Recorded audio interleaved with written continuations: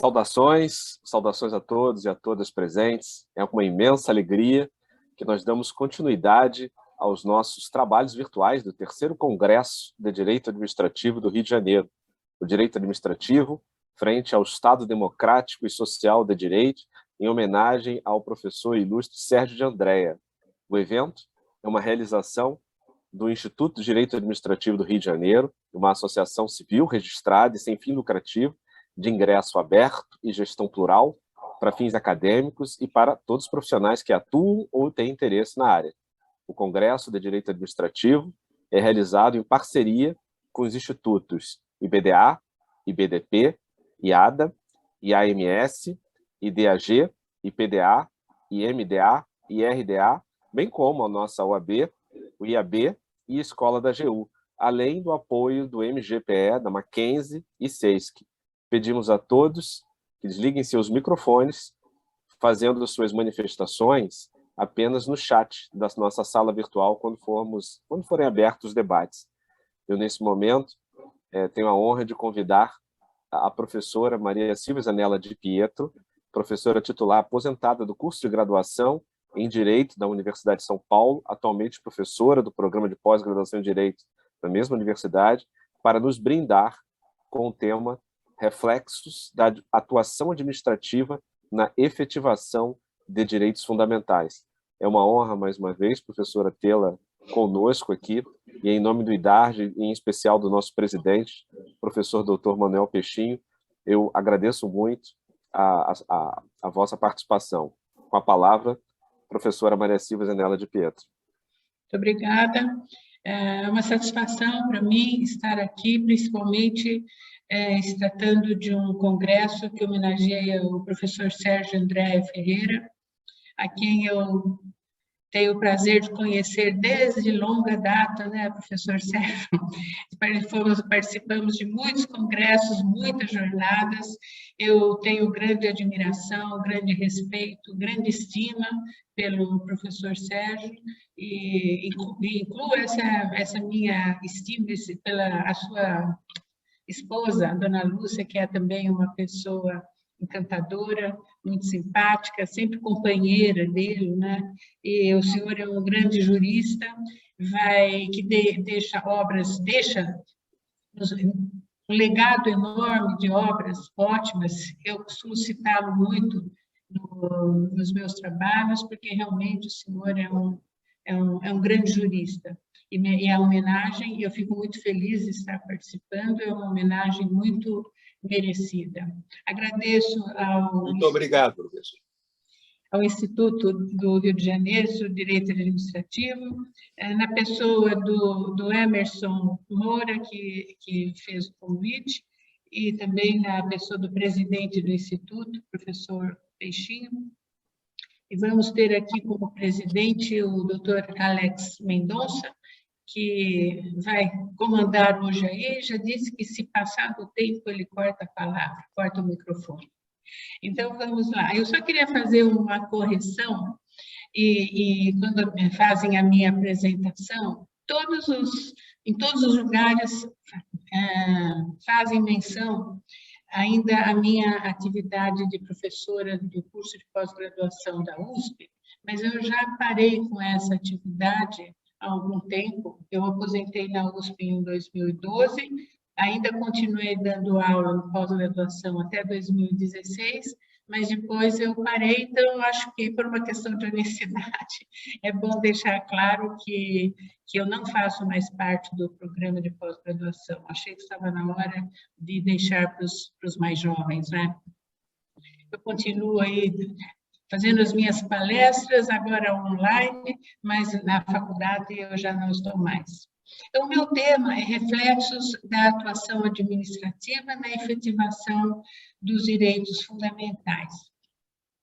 Uma das características do direito administrativo, que eu costumo apontar, é de ser um dos ramos do direito que dá aplicação a preceitos constitucionais, por meio da legislação infraconstitucional, por meio da doutrina e até por meio da jurisprudência, a qual contou com a colaboração aí do professor Sérgio André Ferreira, com toda certeza que foi desembargador por tanto tempo, né? O direito administrativo nasceu junto com o constitucionalismo, nasceu junto com o Estado de Direito, e justamente por isso ele se impregnou dos mesmos princípios filosóficos da Revolução Francesa. E o Estado de Direito, o direito administrativo, acompanhou a evolução do Estado de Direito nas suas várias fases. A primeira fase do Estado de Direito foi a do liberalismo, em que a preocupação maior era com a liberdade individual e diante dos excessos de poder. Havia essa preocupação em limitar o poder em benefício da liberdade individual. E por isso mesmo é que se submeteu à administração pública, à lei e ao controle judicial. A segunda fase do Estado de Direito corresponde ao chamado Estado de Direito Social, que está aí no tema do Congresso, e nessa fase a preocupação já passa a ser com o bem comum, com o interesse público, aquela preocupação com a liberdade que era própria do liberalismo passou a se focar um pouco na igualdade, a busca da igualdade perdida no período do liberalismo. E uma das tendências verificadas a partir da instauração do Estado Social foi a de socialização, não no sentido de socialismo, mas para designar a preocupação com o bem comum. Enquanto o individualismo tomou conta do direito privado, essa socialização instalou-se no âmbito do direito público, especificamente no âmbito do direito administrativo. Então, o direito administrativo deixou de ser um conjunto de normas que protegem a liberdade individual, passou a disciplinar toda a atividade da administração pública, sempre com vistas à consecução do bem comum. Isso não significa, evidentemente, que os direitos individuais tenham sido abandonados. Pelo contrário, no período do Estado Social, houve uma ampliação dos direitos individuais para abranger também os direitos sociais e econômicos. Nesse período, houve um acréscimo muito grande das funções do Estado, a maior parte delas assumidas pela administração pública, regidas pelo direito administrativo. O Estado se transformou num Estado prestador de serviços, um Estado empresário, um Estado investidor, um Estado intervencionista. Há uma obra interessante de um autor alemão, é uma obra já de uns 30 e poucos anos atrás, mas ele escreve um artigo numa obra coletiva intitulada Estado Social. O artigo que ele escreveu chama Conceito e Essência do Estado Social de Direito, foi traduzido para o espanhol e publicado em 1986. Então, ele mostra a importância da administração pública na formação do Estado Social de Direito. Para ele, a importância é maior do que o próprio direito constitucional. Então, ele afirma, abre aspas, a história da administração oferece uma imagem completamente diferente no transcurso dos últimos 100 anos. Isso não constitui surpresa alguma. A administração enfrenta-se com a realidade social de modo muito mais direto e não pode esquivar-se às suas exigências. Ele continua, quase todas as instituições do nosso direito público que transformaram o Estado em um Estado social são obra da legislação e do direito administrativo. Foram criadas e existem há anos ou decênios sem que as constituições tenham se dado conta disso.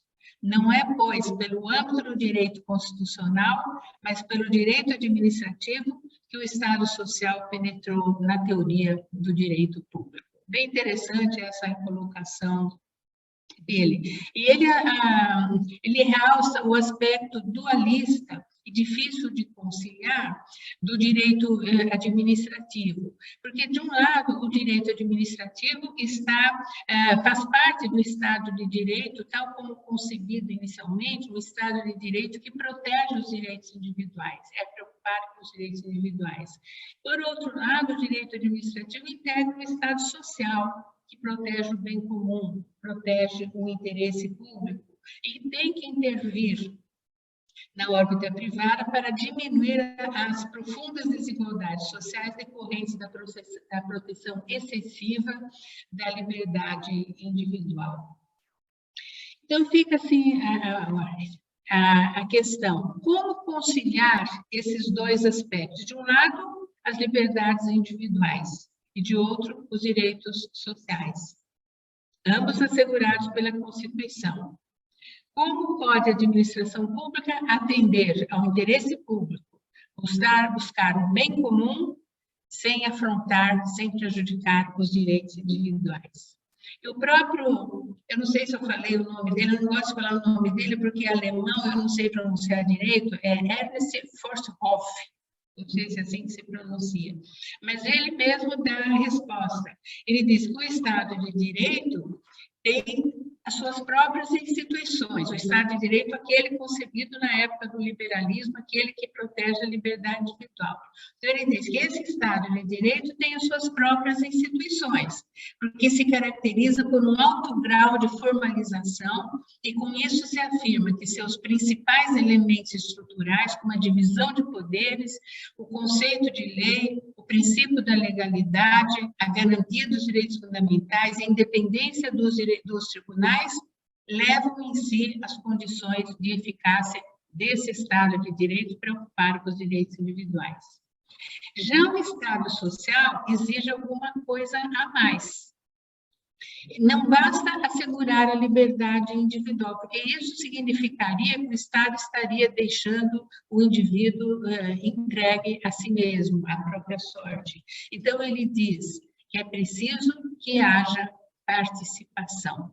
E realmente, então, o Estado, a participação como direito e pretensão supõe um Estado que ajuda, reparte, distribui e adjudica, que não abandona o indivíduo em sua situação social, mas que corre em sua ajuda, mediante subsídios. A maior parte das garantias jurídicos sociais refere-se à participação. Isso permite duas conclusões, né?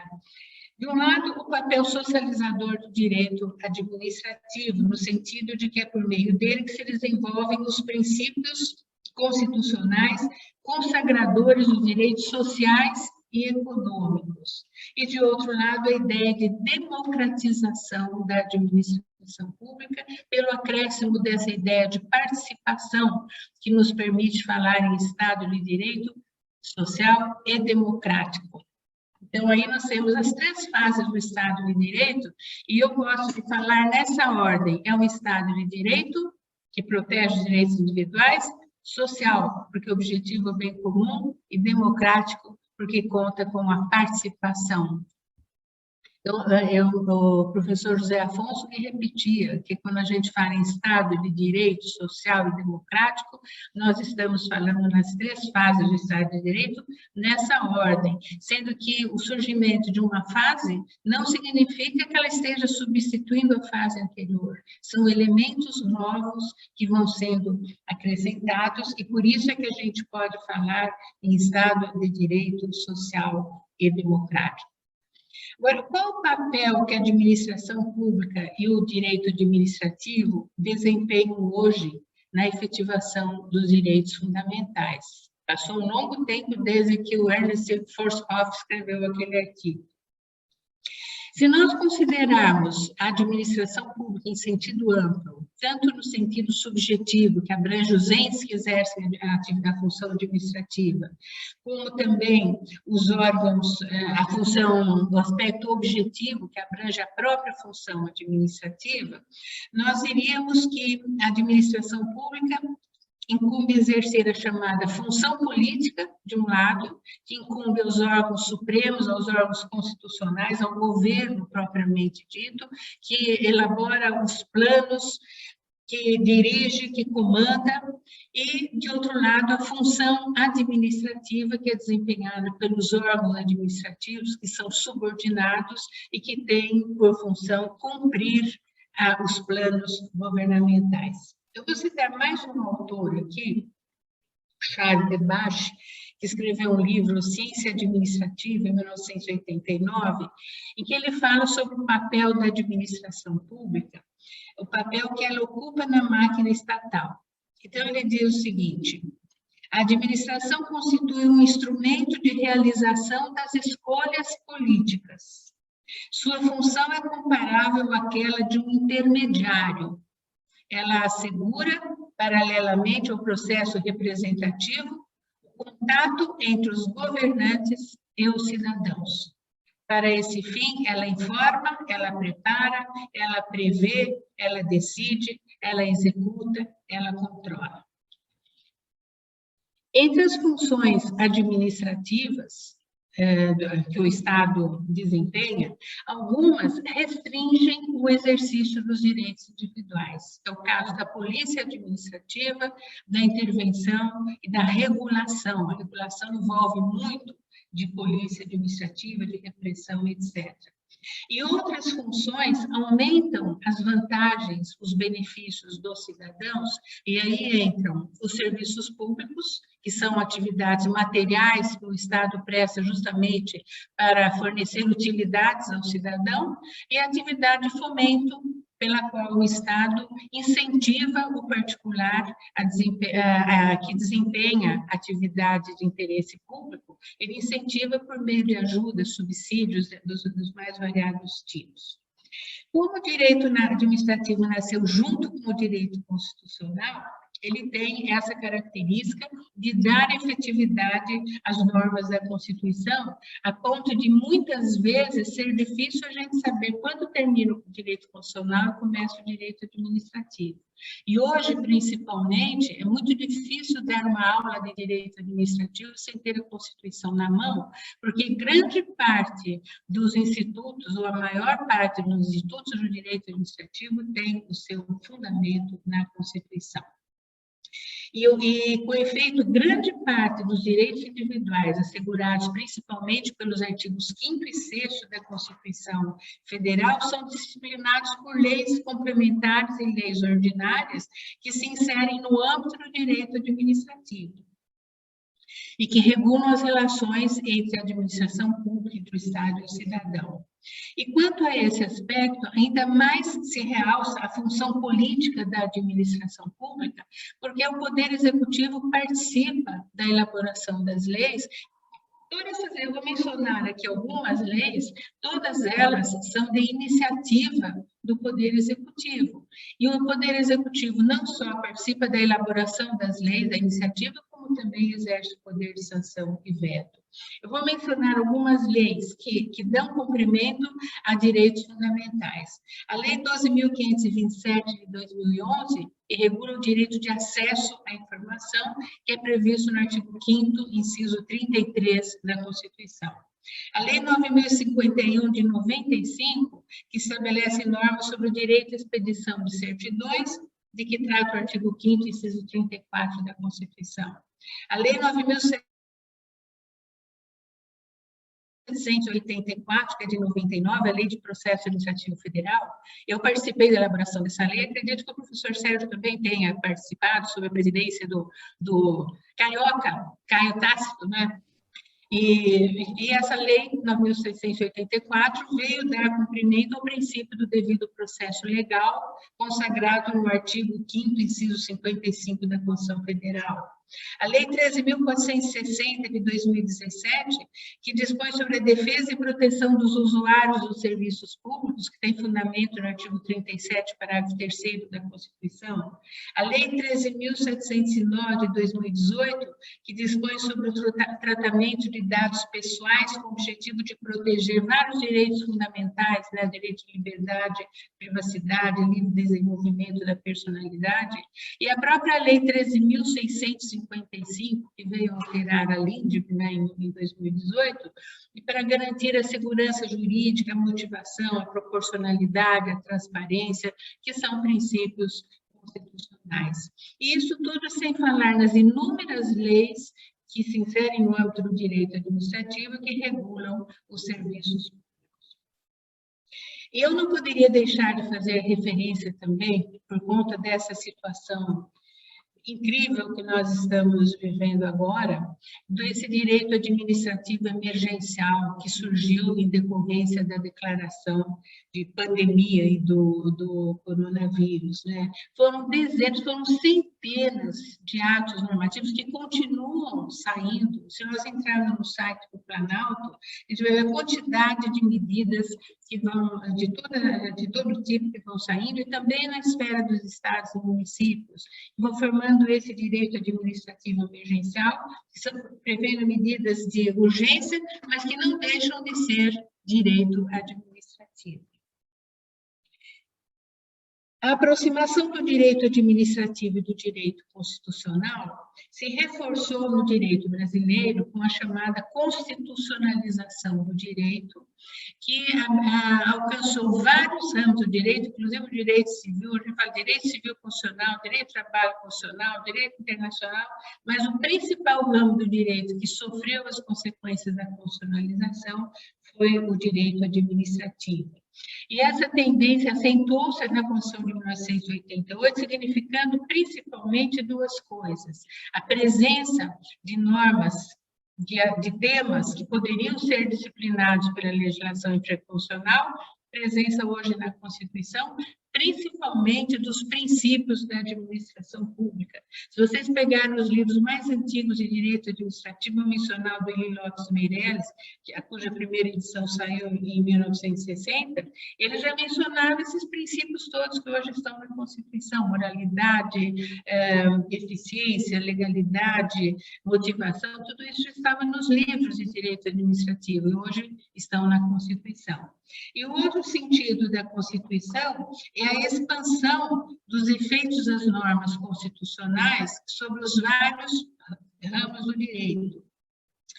E isso ocorre com as normas definidoras dos direitos fundamentais, que hoje têm que ser levadas em consideração na interpretação de todos os ramos do direito. Eu diria que a constitucionalização teve início com a Lei Fundamental de Bonn, de 1949, e sob a influência da Declaração Universal dos Direitos do Homem, que é de 1948. E essa lei, ela veio valorizar o princípio da dignidade da pessoa humana e, no mesmo dispositivo em que ela prevê a dignidade da pessoa humana, ela dá o elenco dos direitos fundamentais. O artigo, dois dispositivos eu considero relevantes nessa lei e que influenciaram no Brasil, chegou essa influência muito tarde, veio mais na Constituição de 88. Mas o artigo 20, item 3 da Lei Fundamental de Bonn, estabelece que o Poder Legislativo está vinculado à ordem constitucional, os poderes executivo e judiciário estão vinculados à lei e ao direito. Essa expressão lei e direito significa que o princípio da legalidade exige a observância não só dos atos legislativos propriamente ditos, mas também dos princípios, dos valores, dos fins previstos na Constituição. E o artigo 1º da Lei Fundamental de Bonn é aquele que prevê a dignidade da pessoa humana como princípio intangível que deve ser respeitado por todo o poder público. O item 2 determina que o povo alemão reconhece, portanto, os direitos invioláveis e inalienáveis do homem como fundamentos de qualquer comunidade humana, da paz e da justiça no mundo. E o item 3 determina que os direitos fundamentais a seguir discriminados constituem direito diretamente aplicável para os poderes legislativo e judiciário. Então, vocês vejam que a nossa Constituição de 88 incluiu o princípio da dignidade da pessoa humana, logo no artigo 1º, como um dos princípios fundantes da República, e trouxe para o capítulo inicial da Constituição o elenco dos direitos fundamentais.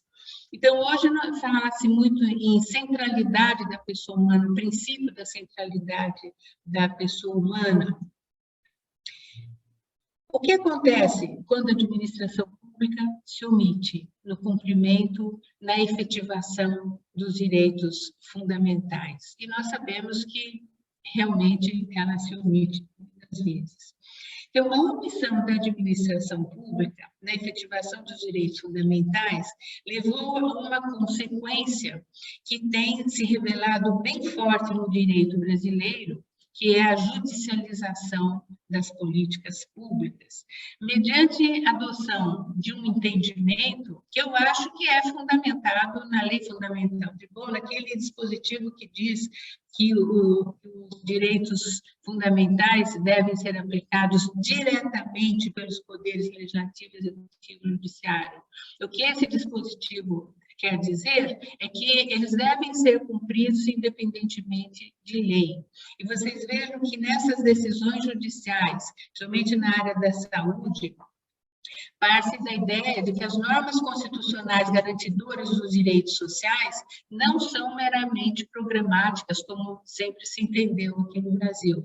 Elas têm um núcleo essencial, um mínimo de efetividade que decorre diretamente da Constituição, quase que repetindo a norma lá da Lei Fundamental de Bonn. E a tese é reforçada pelo artigo 5º, parágrafo 1º da Constituição, em cujos termos as normas definidoras dos direitos e garantias fundamentais têm aplicação imediata. Eu vi várias sentenças judiciais, acórdãos, fazendo referência a esse mínimo existencial, a esse núcleo essencial, e dizendo que quando o juiz, quando o judiciário concede direitos nessa área social, ele está cumprindo aquilo que está na Constituição. Esse tipo de entendimento acabou ampliando as tarefas da administração pública, uma vez que a efetivação dos direitos fundamentais depende da definição de políticas públicas hábeis para esse fim. E a definição das políticas públicas, rigorosamente, incumbe ao Poder Legislativo e ao Poder Executivo, à administração pública. No entanto, no caso de omissão da administração pública, acaba havendo a participação do Poder Judiciário. Eu diria que dois grandes fatores contribuem para a omissão da administração pública. De um lado, a excessiva prodigalidade do Constituinte na indicação do rol dos direitos individuais, principalmente na área social. Basta ler o artigo 6º, até o direito ao lazer é considerado um direito fundamental. Os recursos públicos são insuficientes, os recursos públicos são finitos, não existem recursos públicos em quantidade suficiente para atender, dar efetividade a todos os direitos, principalmente na área social.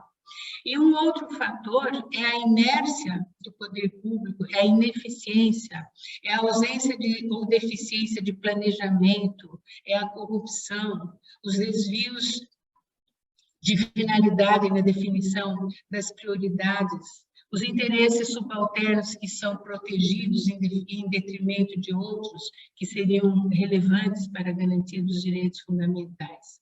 Então, daí o avanço do judiciário em áreas que seriam de atuação da administração pública e do legislativo. O professor Ingo Sarnet, a respeito dessa prodigalidade do Constituinte na indicação dos direitos fundamentais, ele observa, ele acentua, né, a amplitude do catálogo constitucional dos direitos sociais e o fato de terem prometido mais do que o desejável, o mesmo possível de ser cumprido. Ele escreveu um artigo sobre os direitos sociais, entre proibição de excesso e avanço do Poder Judiciário, e foi publicado num livro organizado por 2 professores de Minas Gerais, que são a Luísa Cristina Pinto e Neto e Eurico Bittencourt Neto. O livro se chama Direito Administrativo e Direitos Fundamentais, exatamente tratando do tema, né, da minha palestra. E sobre o assunto também, eu recomendo muito um livro de um juiz de direito que foi me orientando no mestrado e no doutorado. A tese dele foi sobre o impacto dos direitos fundamentais no direito administrativo, publicado pela editora Fórum em 2008. São temas, livros relacionados com aquilo que eu estou dizendo aqui. Então, não há dúvida de que, perante o nosso ordenamento jurídico constitucional, a administração pública, da mesma forma que os demais poderes do Estado, vincula-se ao princípio da dignidade da pessoa humana, aos direitos individuais e coletivos, ficando obrigada a prestar as atividades essenciais e efetivação dos direitos. Eu queria, para concluir, falar um pouquinho, acentuar um pouquinho o papel do direito administrativo e da administração pública, mas lembrando um pouco a situação atual que nós estamos vivendo. Que grande parte das normas constitucionais que protegem os direitos fundamentais do homem, que são essenciais para a garantia da dignidade da pessoa humana, estão muito longe de serem cumpridas. E muitas delas não têm condições de serem concretizadas por variadas razões, algumas eu até já mencionei. Então, achei muito oportuna essa decisão da ministra Rosa Weber, que exigiu transparência nesse tal de orçamento secreto, que abrangeria 90 bilhões de reais. Então, a gente gostaria de saber para onde vai esse dinheiro. Então, todos sabem, especialmente na área dos direitos sociais, que parcela considerável da população aqui no Brasil não tem nem mesmo o mínimo existencial, para que se possa dizer que lhe é assegurada a existência digna. Então, embora a situação fosse conhecida desde longa data, talvez não se imaginasse a sua extensão até que fosse amplamente divulgada e escancarada a partir da adoção das medidas de combate à pandemia. Talvez nunca tenhamos tomado tanta consciência da desigualdade social que vivenciamos em algumas regiões do país, muitas delas bem próximas de nós, situadas em grandes e prósperas cidades. Pessoas que não têm água, não têm artigos de higiene, não têm alimentos, não têm moradia digna, não têm segurança.